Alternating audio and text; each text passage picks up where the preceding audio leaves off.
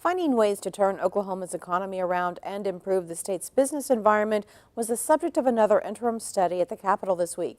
With the revenue problems facing state government, lawmakers are considering what they should do to promote economic development and what they should be avoiding.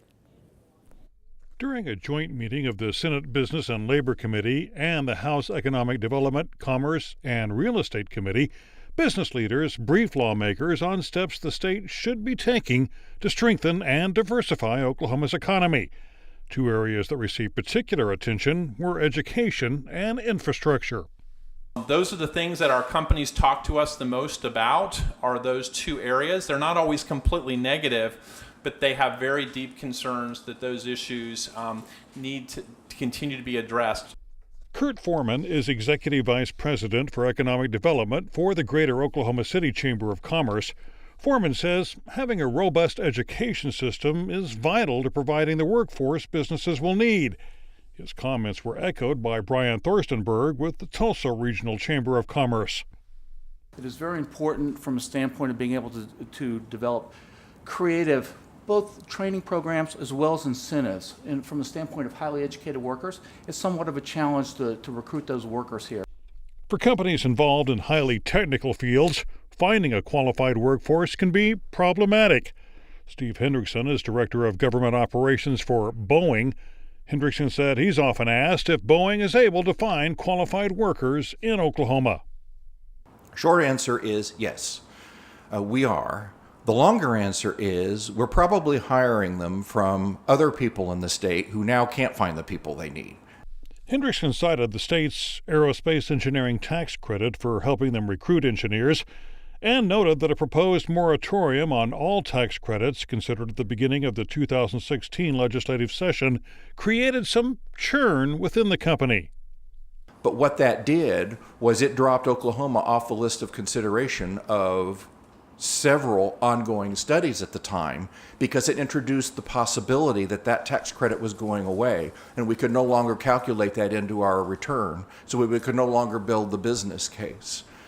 Hendrickson says Boeing does support the work of the Incentive Review Commission, which is scheduled to issue recommendations next month on eliminating or reducing some tax credits. We like that process because it is predictable, it is published, it's following a certain algorithm, we understand how it works, and there's not going to be a surprise in there.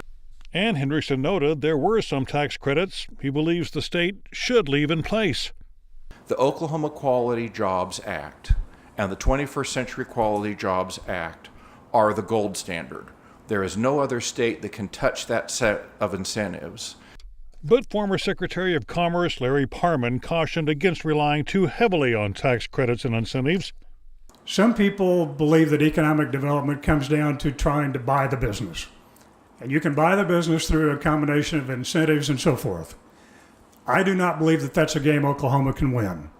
Lieutenant Governor Todd Lamb suggested future tax credits should have a stated objective and a sunset date at which they would no longer be in effect. As the sunset's approaching, then you can defend and or advocate on behalf of that specific tax credit and look back at the objective and say mission accomplished or mission not quite accomplished, but here's why.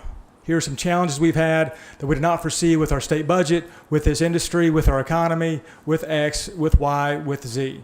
Lyle Rogo with the Duncan Area Economic Development Foundation said the state needs a broad tax base and a diversified economy that is not as reliant on the energy industry. He also cautioned against following the tax-cutting policies of Kansas. I mean, they took drastic measures, and the results they've got are really going to cost them as to how they get through that. I think there's other states that also have done some things that maybe were a little too drastic. So a slow approach, fine, but there's a point when you have to say, that's all the further we can go with it, and that's fine too. Lawmakers were also warned about the negative impact when the legislature takes up controversial social issues. Research Institute for Economic Development Director Susan Winchester said there was concern at the beginning of last session when the legislature considered measures unrelated to the budget. And I'm not going to mention the things, but guns, and then some of the other things, some of the other issues that you had that took up a tremendous amount of time when in the view of our members, you should have been focusing on the positive, the budget issues, what you could do to make things better. Kurt Foreman was asked if things like an interim study held by Representative John Bennett on radical Islam, which included references to some Muslims in attendance as terrorists, was damaging to the state's image and economic development. Yeah, I was very disappointed to see that. To call Oklahomans terrorists and stuff is a pretty harsh path. And Foreman says incidents like this only hurt the state's business environment. When we get into things that are very divisive, there's really no win there. When we even talk about criminalizing physicians or seeming intolerant on diversity and things like that, it doesn't help us. Even if those things don't pass or don't happen, it can take years for those things to be overcome.